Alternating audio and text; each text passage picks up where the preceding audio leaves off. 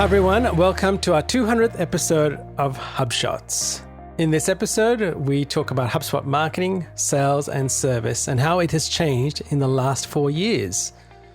You'll listen to Asia Pacific's #1 HubSpot-focused podcast, where we discuss HubSpot's tips, tricks, and strategies for growing your sales, marketing, and service results.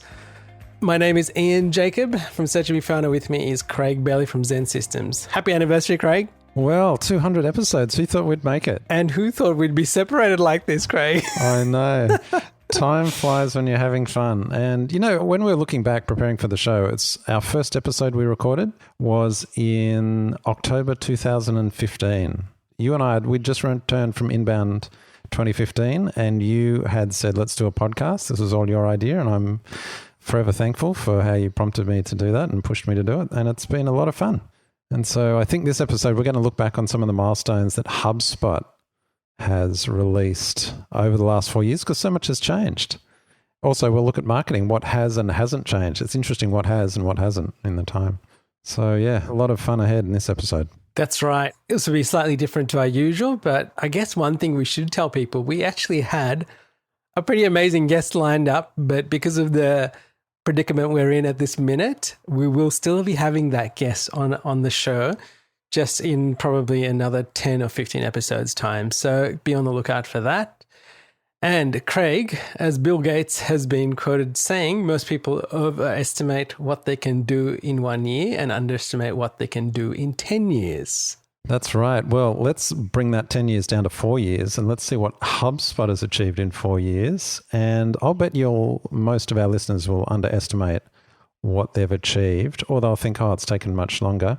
And so with that in mind, also, what are they going to achieve in the next 4 years? It's just going to be amazing. And by the way, when I told the Zen team, I was saying, we're preparing for episode 200 this week. And Kylie, she said, all the good shows crack 200 episodes. And she reminded us, we're in good company with The Big Bang Theory. They made it to I love 279. That show. Friends, they made it to 236. Yes. And The Office in the US made it to 201. Now, not that we're a TV show, of course, but we'll just take the credit. And thank you, Kylie, for pointing that out and encouraging us like that. And, we should do a few shout outs. There's been tons of people that have really encouraged and helped us out along the way, haven't there? There has. And so let's start with one of the first people we probably had interaction with at HubSpot, and that's Mads Nielsen and Varun. There's a bunch of HubSpot people that have really supported us right from the start. And that's right. Ryan Benici, I think he's over at G2. Nick Zenny, of course, still looking Nifty after Nick. us. Nifty Nick. And Brent has taken off in HubSpot world and gone to Boston. So Brent, well done on you. And then we got Lucy Seed. Yeah, and also Bertie Campo. I think she's over at Shopify these days. But, that's right. Yeah, she was a great supporter. I wanted to mention Chris Mottram, our producer. Yes. He's been with us right from the start. You found him. Yeah. And Chris started his journey with us because I tested a few people to edit this podcast, and he was the one that got what we were about, showed interest, and has been a real supporter of us. So thank you, Chris, so much for supporting us over these last 4 years. And, I just hope that there is another 4 years of continuing to do this. Yes, thank you, Chris. And Chris is a bit of a superstar these days. He's working with a lot of the really big names in the podcasting world, and still sticks with us, so we appreciate that, Chris. And for anyone else that's looking for an excellent producer, Chris Mottram, highly recommended from us. Correct. Now, we've also met lots of great people by doing this podcast, haven't we, Craig? And so we just want to name a few of those people. Firstly, Justin Teng. Go the extra, Justin. Thanks for your support. And Adam Downer. We actually met up with him at Boston one time, wasn't it? We did, yes. Adam and Louisa, thanks for being supporters. Charles McKay, of course, down in Melbourne. Hey, Charles. And then Moby. Moby, thanks for contacting us and now being one of our friends. And same with you, Dan. We met you at Inbound, and that was great. And Chris. Chris over in the UK, Electric Mode. That's thanks, right. Chris, for your support as well. And George B. Thomas from the Hubcast. Now, we met each other a few times, and so it's great to see that he's still rocking on. And the Hubcast, really. So George, when he was co-host on the Hubcast, they were kind of inspiration for us. We used to take a lot of our lead from George. So thanks for being such a great influence on us. And then from HubSpot as well, we've got Luke Summerfield, and we'll go more into Luke a little bit later. But also thank you to Brian Halligan, who was our special guest on episode 100, and to Dharmesh Shah. So I think without Brian and Dharmesh, A, we wouldn't be here, and B, we would not be using such a great product like it is today. That's right. And I want to thank my team, Tara, Roslyn, Edward, Marie and Kylie, because they do a lot of the work behind the scenes, especially Marie these days, getting it all live and getting it out there on social. We just have a chat and record. We do the easy part, Ian. They do all the hard work behind the scenes. So thank you to both our teams. We have appreciated you guys doing the journey with us. And thank you, Craig. Thank you, Ian. Now, listeners, we would usually have a growth thought of the week, and we're going to call it the what has happened to HubSpot thought of the week and how it's grown. So when, Craig, you went to Inbound First in 2014, and that's when essentially HubSpot was a marketing SaaS company. So they had a marketing product. Yeah, that's right. I went for 3 years, I think 2014, 2015. I can't remember it was before or after 2016. But I remember in 2014, in the keynote, this is when the keynotes were Brian and Dharmesh did the keynotes and it was product focus way back. And they were a lot smaller then. But I remember Brian giving the keynote and talking about the new CRM, the sales features. And then he said, and he revealed it really well. And he said, and I can tell you, HubSpot is now a CRM company. And there was like this hush that fell over the audience. We thought they all broke into applause and cheering. And it was quite a change because I'd just seen it as a marketing company, marketing software company. And then it was like sales. What are they getting into that? Guess that could be useful. How little I knew at that time. But that was 2014. I mean, that's more than 4 years ago, 6 years ago. But it's really shown how effectively HubSpot has pivoted, or not pivoted, actually expanded. And there's been some other announcements that have come from then onwards, hasn't there?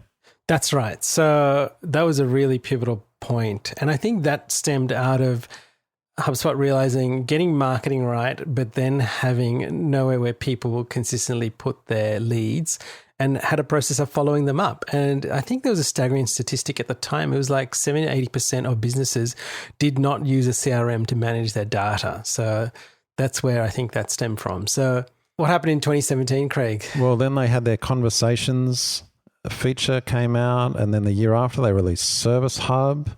And then over the last few years, they've been ramping up the integration capabilities. We're going to be chatting about that a little bit later. And then if you cue to today, HubSpot has changed from being a marketing software company to a platform company. And I think it's been fascinating just to see that evolution. They've expanded into other areas, and we've included an image of their obligatory flywheel so that you can see it. And then, of course, now we have the CMS Hub, Correct. which is a positioning change, but also some additional features, which is really extended. So we've got this whole marketing suite, sales suite, service suite, underpinned by a very strong and sophisticated web application suite as well. So it's exciting time. And with that, it's like, well, what's next? I'm really looking forward to the next 4 years. And Craig, what is the HubSpot marketing feature of the week? All right. So moving on, I thought it was useful to let's reflect back on where CMS Hub has come from, because it's been actually around for a long time. If you think of, it was called the COS, or the Content Optimization System, or whatever they called it when I first started. And they've got a post on how useful the new CMS Hub.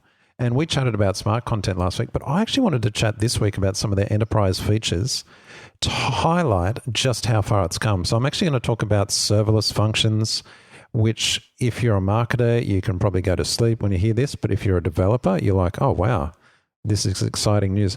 And really what's happened, to cut to the chase, HubSpot has moved from, this is a marketing tool with landing pages and a few website abilities, to not only for marketers, but it's also for developers and IT managers. So they're really broadening who their user is for these tools.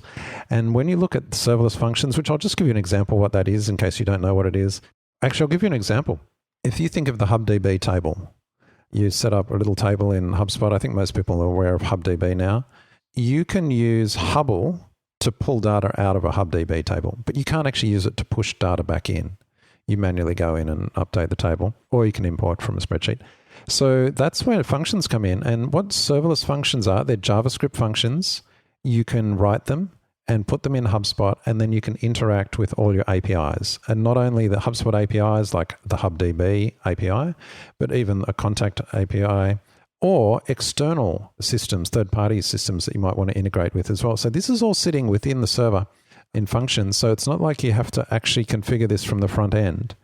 But this is a whole suite, and it's almost an infrastructure piece there underlying it. And why am I mentioning this? Well, it's not really of interest to marketers who would be our main audience, but it demonstrates just the sophistication that HubSpot has grown into. And if you compare that back to 4 or 5 years ago, when it was just the cause whipping up a landing page in a kind of a clunky way, I have to say, it's improved a lot lately with drag and drop and templates and now themes as well. But what a change that is to come from, I'm going to call it from simple limited to simple sophisticated. I think you've summed it up really well, Craig. We're only at the start of this journey with CMS Hub, and just like all the other products like sales, service, you will see this evolve and you'll see things get better integration, better access, and just so much of good usability there. So I think something to look out for in the years ahead. All right, now I'm going to talk about our HubSpot sales feature of the week, Craig. And when we started, there were no sales tools. That's right. And do you remember Sidekick? I did. I was one of those first users of Sidekick, and I remember talking to somebody in Boston, I think, actually sold me Sidekick. I signed up for it and then had a conversation with somebody, but I was like, wow, that was a long time ago. It was and it wasn't, because 2014, it does seem so like a long time ago, but if you compare that to how it's grown and now HubSpot Sales Enterprise, I mean, think about what are some of your favorite features in HubSpot Sales Enterprise or Sales Pro these days, Ian? Look, I love the fact that there's automation. So the lead rotation, I love that feature, and the lead balancing. I love the ability to do quotes, get signatures, use products. It's just, I think that's just even changed how we give people estimates in our business or quotes, because it is easy to do now. You can have that all set up. You can quickly send it. You can track it. You can do stuff. Another feature I love is documents, templates, and snippets. They are really good to save time. And I think as the sales tools have grown up, they have become really good ways to help people save time and get great results. I think that's right. I'd add to that, you can get payments straight from quotes these days. Payment integration, deal workflows that you mentioned, automation, playbooks, customizing layouts. It feels like this is a sophisticated tool, and it's just happening so fast. And so I know we're kind of going on, we're really drinking the Kool-Aid this week, aren't we, Ian? But it is just amazing to see how much it has improved over the years. So thank you to everyone who has helped build these products. It has made our lives and the lives of our customers so much better for it. So thank you. Now, Craig, what's the HubSpot Extra of the week? Well, let's hark back to what we were chatting about earlier. In HubSpot is a platform. Yes. And connectivity and integration. Hasn't that changed remarkably over the last couple of years? And so we're not just talking about, you can integrate with Zapier, but if you look at their revamped app marketplace, acquisition of PieSync, and in fact, there's been a whole bunch of acquisitions, haven't there? That's right. So one of the ones that kind of excited me in 2017 was the acquisition of Motion AI and Chemv. And so that was to do with artificial intelligence. And they bought those businesses back in 2017. And lest we can forget the very early days of bots. And we had GrowthBot, and it's still actually in my Slack, GrowthBot. And I think that was made by Dharmesh. That was his little project. And I remember it delivering, it would ask me if I wanted the cartoon of the week. And I say, of course. And every Friday I'd get a little chuckle to myself as we saw the latest cartoons to do with marketing and sales. And also one thing it did was it had the ability to query some parts of HubSpot. So you could ask it questions and it would give you the answers. You know what? I remember the little anecdote related to Dharmesh, because when we'd come back from that inbound, I think we were both at that inbound, and they announced Chatbot or GrowthBot. And we did a show after. We should find it. I can't remember, but I remember on the show saying, I just don't get this chatbot thing. I don't think it's going to take off. What am I missing? And Dharmesh very generously came on and left us a comment and explained how chatbots were going to grow and all of that. And look, it's been proven right. And the whole conversations piece, they were early on. And so that's what we look to these people for. And of course, now people would look back and go, oh, well, of course, it's just a part of everyday website. But back then, you got to remember, this is just a few short years ago. It was new, or they were terrible. They had a terrible experience.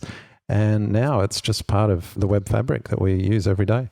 And what else did we have, Craig? We had HubSpot invest in Terminus, and this is an ABM tool, so account-based marketing tool back in 2017 as well. Yeah, so I don't know really how that's gone, actually. I think that integration kind of died off. But the point of mentioning it is they were investing in ABM tools back then. And still there's a lot of corporates that are only just waking up to the whole ABM approach these days. That's and right. So, and of course, we've talked about this probably 10 episodes ago about HubSpot rolling out their ABM functionality throughout their hubs. So, yep, early on as well. So, yeah, quite interesting just to see how focused they've been on in pulling in these technologies, AI, ABM, growth bots, and making them part of what just started as a marketing software company. Oh, and I think we should add, Craig, when we started, there was no ads integrations. And now that is such a key aspect of our conversations and our daily usage of the tool is the ads integrations. In an inboundy way, Ian. That's right, Craig, in an inboundy way. And just think how much of Facebook advertising we do, Google ad advertising, LinkedIn, and just getting that data in and being able to show people what or where people have originated from and all the interaction, that is phenomenal. And I think never forget how good it is until you go somewhere else and you realize you don't have that. All right, Craig. So now this is we're going to call this the HubSpot Skills of the Week. And we are going to talk about HubSpot Academy, how that has changed over the last 4 years. Now, when we started doing certifications, there were around 10 courses, I think, in the Academy.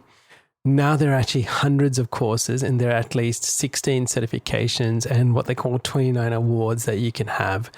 And it has grown, it's morphed. They've got more people that are contributing, even industry leaders doing some of that training, which we get access to. So it is one of those hidden gems within the platform that people have access to. And when I talk to people, they say, oh, how do I know all of this stuff? You know what? Where did we learn all of our stuff, Craig? It was in HubSpot Academy. And I actually tell a lot of people, you can know as much as I do. Just do the HubSpot Academy training, get certified, use the tool, and you will be streets ahead of anybody else. So I think there are some really big things. And, like we've seen the way it's been organized and even the way people have changed the way they learn. So they've got lessons in there. So you can really see how they're trying to make it more adaptable to how people are learning today. So for example, today I had a call with a customer and I said, really, you should be using the ABM features. And they said, oh, we've got to get our head around this. And I said, oh, look, here's the training. I just searched up on the Academy and I said, look, here it is. It's 19 minutes of videos, how to get started with ABM. And I just said, look, do that, get everybody on your team to do that, and then take the next step. But just such a wealth and richness of resource within the platform. I totally agree. And when they talk about the hubs, Sales Hub, Marketing Hub, Service Hub, and now CMS Hub, sure, there's those 4 hubs, but there's almost like a learning hub, which is a key, what's the word? Pillar. It's kind of a foundational element. And it really is a differentiator, I think, in the market. And not only that, the way it's kept up to date is what amazes me. I don't know who is looking after it or how they manage it. But whenever there's a new feature and you go into the Academy or the knowledge base, it's always up to date. You never find out-of-date stuff. I just don't know how they do it. It's incredible. I agree. So, I do thank you. And I'll tell you how good it is that when my wife started working with us, one of the things I did was get her to do the training. And she is a chartered accountant, right? So can you imagine chartered accountant trying to do HubSpot training? It didn't go very well. But you know what? She learned a few things. And what is really interesting, as she's re-entered the workforce now and she's doing other training, she keeps coming back and telling me how good HubSpot training was, because she has not experienced anything like it anywhere else. So there you go. Yeah, and look, if you told me it was an expensive access to the HubSpot Academy, was a high-priced ticket of entry, I'd be like, yeah, well, it's worth it. It's free. That's what I can't believe. And you know what? One thing we did forget, and I just thought about this, which is not in our show notes, is HubSpot support. You know what? I cannot speak more highly of HubSpot support and how it's gone from strength to strength over the years as they've opened more offices, as the teams have grown. You know what? Honestly, from people who are looking at HubSpot to you and me who use it almost on a daily basis to get answers back, I want to say thank you to those guys. Thank you to the people that lead those teams. Thank you to those who help us every day and help customers every day achieve what they need to achieve. You do it and you are always doing it really well. So thank you.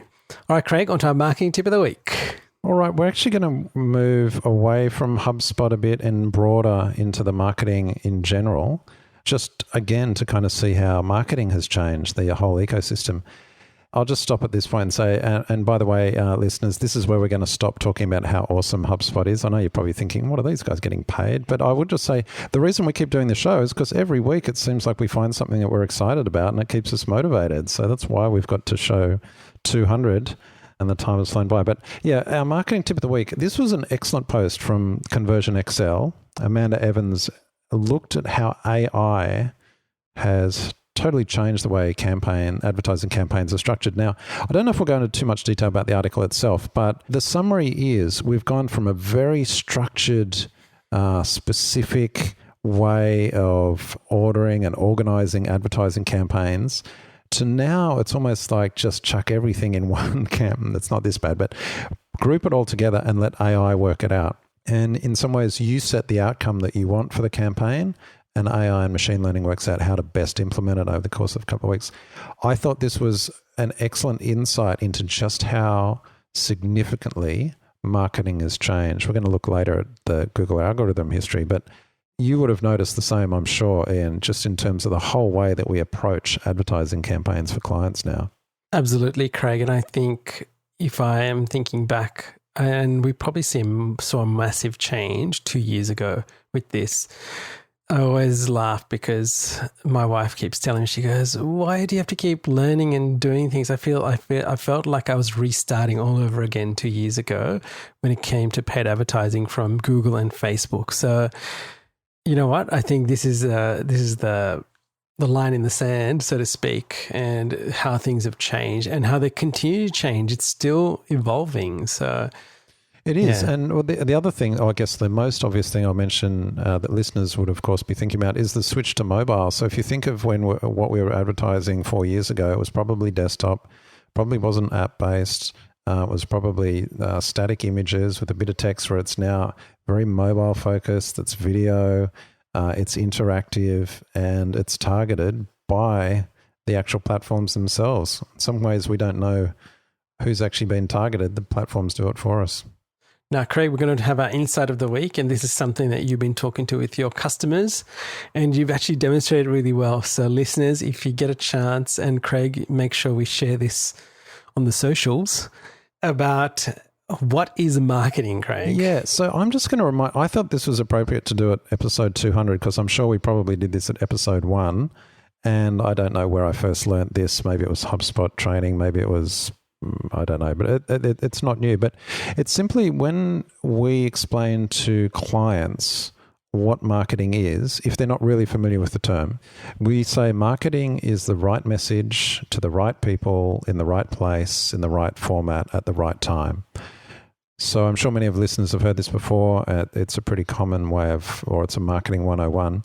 And we've got a little diagram that we share because really, and if you think about the first two, the right message to the right people, that's often very strategic. That's where the strategy piece comes in.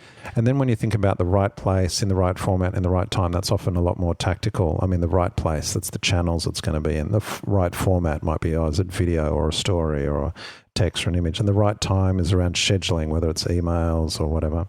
And so I think it's a good reminder. And if you just chat with people, when you're talking about marketing or starting up a new campaign or thinking about a new product or what you're going to market with, if you just put it in that framework, it makes things a lot more easy to follow, and it gets you out of the traps, because people will quite often go, "Oh, should we be doing it on Instagram?" And we're like, "Well, hang on, that's maybe the right place part of the equation. Let's make sure we've got the right message and the right people worked out first." So just a reminder for people, how about we do this at episode 400 as well?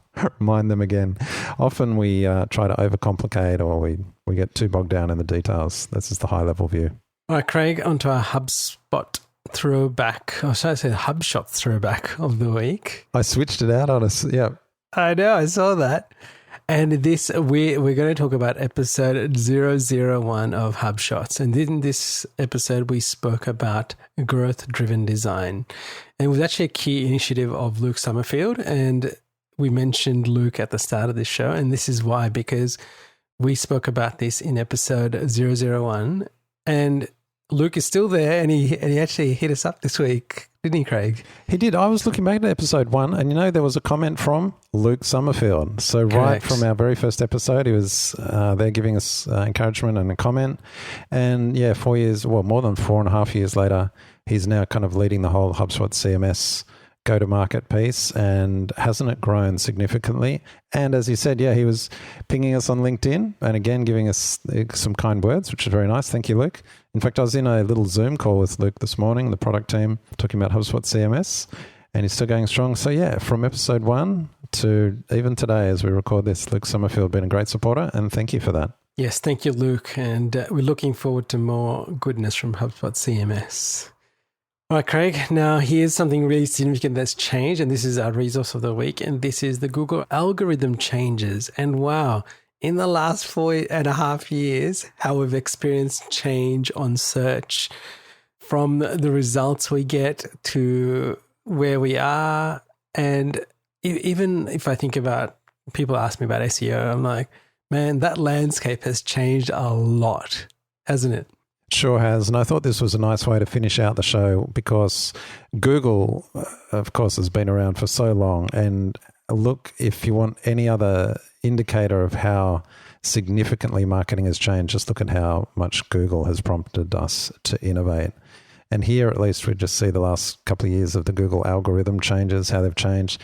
But it's not only the algorithm, it's the layout, it's their mobile-first approach lately. So I think that's a good bookend to the show in terms of how things have changed. And Craig, we can't finish without a quote of the week, can we? And this quote for episode 200 is from Bill Gates. And it says, "Most people overestimate what they can do in 1 year and underestimate what they can do in 10 years. Listeners, thank you for listening to us and joining us on this journey from episode 001 to now 200. We just want to say thank you. We hope you enjoyed this episode. And as we do the next 200, there'll be many more things coming, and we will be, just like HubSpot, becoming a platform. I'm sure we'll be changing things and bringing new things to you. And we've started doing video in this period, so have a look on YouTube and you will see some of the videos of us going through this episode. Well, Craig, any last words? I just want to thank you, Ian, for your constant smiling face and wise words and keeping me motivated with this podcast. Couldn't have done it without you. I've really appreciated all your help over the years. I'm looking forward to many more. Thank you, Craig. Same goes for you. It's been, and listeners, I think we've spoken about this before. We have, from being, I guess, strangers at the start to now being, I think we're, in my circle, you're one of the people I talk to almost on a daily basis about work, life, and all things HubSpot. So I just thank you. And, thank you for being the person that you are and being a good sounding board, a steady friend, and an all-round good guy. I think that's the bottom line at the end of the day, isn't it? Thanks, Ian. All right, listeners, we hope you have a great week, and we look forward to doing many more episodes with you. Please share this episode, leave a comment, connect with us on LinkedIn. We'd love to hear from you. And if you need help, like we've said before, please feel free to reach out to us and we will help you wherever we can. Well, Craig, until next time. Catch you later, Ian. Thank you for listening to this episode of HubShots. For show notes, resources, HubSpot news, including practical strategies you can implement, visit us at hubshots.com.